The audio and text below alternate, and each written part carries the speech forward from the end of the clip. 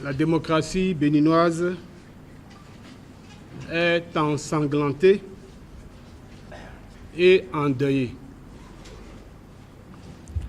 Le mercredi 1er mai 2019, la police et l'armée ont opéré un encerclement du domicile de l'ancien président de la République, Dr Boni Yayi à Kadiaou.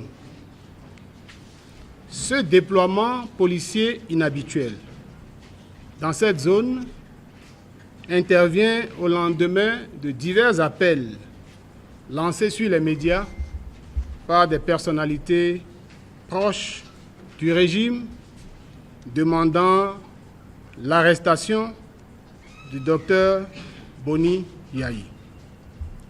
La population ayant vu en cette manœuvre une tentative d'arrestation de l'ancien chef de l'État, s'est immédiatement mobilisée pour manifester sa colère. En réponse et contre toute attente, le dispositif policier et militaire déployé aux abords de la résidence de l'ancien président de la République a été renforcé. La police et les éléments de l'armée, aux ordres, ont tiré à coups de gaz lacrymogène sur les manifestants. Sans réussir à les disperser, cette situation a dégénéré et conduit à des incidents malheureux à Cotonou et dans d'autres villes. De mercredi à jeudi, la répression des manifestants à main nue a occasionné 7 morts dans les rangs des populations. Les forces de l'opposition condamnent avec fermeté ces actes de barbarie et dénoncent l'usage d'armes à feu sur des populations civiles non armées. Elles dénoncent les assassinats de nos concitoyens et les graves dérives autoritaires qui ont eu lieu dans notre pays durant ces 48 heures. Elles attirent l'attention de l'opinion internationale sur la nature du pouvoir qui est en place dans notre pays. Il n'a qu'un seul nom, c'est un pouvoir tyrannique.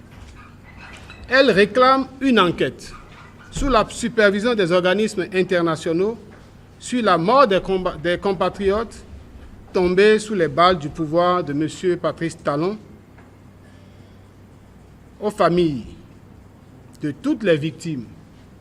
Les forces de l'opposition expriment leur profonde compassion et déclarent que leurs familles doivent être soutenues. Nous nous y engageons. Les forces de l'opposition ne manqueront pas de saisir par les canaux appropriés les instances internationales pour des sanctions à l'encontre des caciques du régime et des obligés du pouvoir, tant au niveau de l'armée que de la hiérarchie policière. Par ailleurs, les forces de l'opposition estiment que ces événements malheureux et regrettables, inacceptables, étaient provoqués à dessein par le pouvoir pour détourner l'attention des forces de l'opposition à l'annulation pure et simple du processus qui n'est rien d'autre qu'un coup de force institutionnel.